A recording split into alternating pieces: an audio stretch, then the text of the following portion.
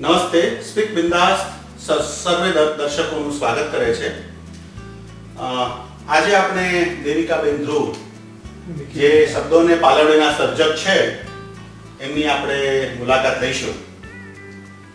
તો દેવિકાબેન, સર્જનની શરૂઆત તમે ક્યારે અને ક્યાંથી કરી? આભાર નિખિલભાઈ. નમસ્તે દર્શક મિત્રો.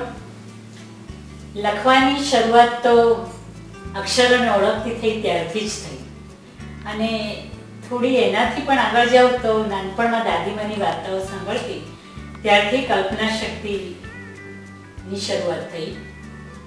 અક્ષરોને ઓળખતી થઈને વાંચતી થઈ ત્યારથી કશુંક લખવાની વૃત્તિ સતેજ થતી ગઈ, અને એમ કરતાં કરતાં પછી જ્યારે સ્કૂલ, કોલેજ એમાં જે કંઈ અંગત ડાયરીથી માંડીને મિત્રોને પત્રોથી માંડીને ઘણું બધું લખાતું ગયું અને એ રીતે સર્જનની શરૂઆત થઈ છે.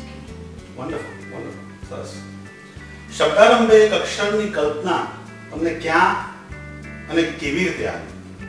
હા, આની પાછળ પણ એક રસપ્રદ વાત છે. વાંચવાનું ખૂબ હતું એટલે એક પ તારો પ્રભાવ નામનો એક લેખ વાંચ્યો હતો. એમાં બધા જ અક્ષરો પથી શરૂ થાય. તો વિચાર આવ્યો કે આ રીતે ગદ્ય છે તો પદ્યમાં કેમ ના લખી શકાય. અને પછી જ્યારે વર્ષો પછી એ વાત મનમાં હતી પણ ઢંકાઈ ગઈ. પણ પછી જ્યારે સાહિત્ય સરિતા તરફથી એક શાંગ્રીલા આર્ટ ગેલેરીમાં કાર્યક્રમ હતો ત્યારે મેં મારી એક નાનકડી નવપરની પદ્ય રચના રજૂ કરી.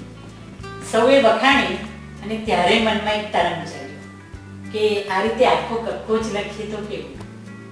અને એ રીતે પછી ધીમે ધીમે ક થી જ્ઞ સુધીની શરૂઆત કરી અને લગભગ 8 મહિના જેટલા ગાળામાં એ કામ પૂર્ણ કર્યું.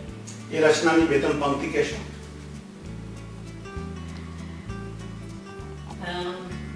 મારી રચનામાં મને પ પરમી ગમે છે.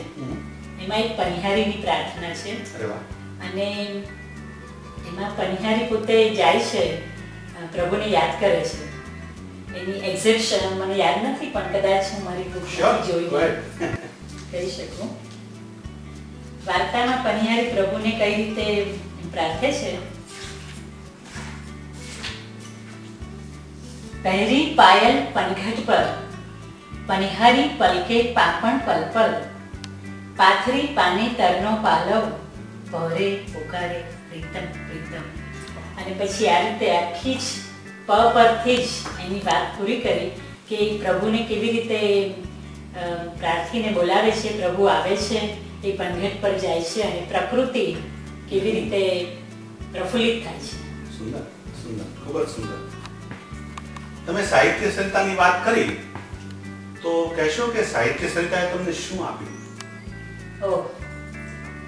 સાહિત્ય સરિતા વિશે જેટલું કહું તેટલું ઓછું છે. આમ તો અમેરિકાના વસવાટ પછી ન્યુયોર્ક, ન્યૂજર્સીમાં 23 વર્ષ જેટલો સમય વિતાવ્યો. ત્યારે લખવાનું ચાલુ હતું. ક્યારેક આદિલ મંસૂરીની બેઠકોમાં જવાનું પણ થતું. પણ જ્યારે હું હ્યુસ્ટનમાં આવી અને મને ખબર પડી કે સાહિત્ય સરિતા નામની સંસ્થા છે ત્યારે એમાં જવાની શરૂઆત કરી.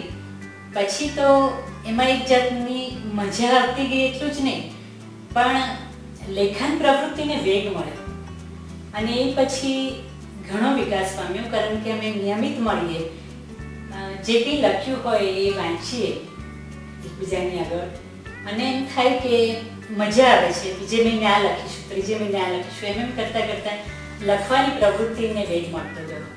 અને પછી તો સર્જક મિત્રો પણ ઘણા છે અને તેમના આગ્રહથી એમ થયું કે કશીક વધારે પ્રવૃત્તિ આમાં જો આગળ વધે. અને તમે નામ જાણો છો વિજયભાઈ શાહનું કહેવું હતું, મારા દીકરાઓનું પણ કહેવું હતું કે આટલું બધું લખો છો તો પછી હવે કંઈક પુસ્તક તરીકે બહાર પાડો.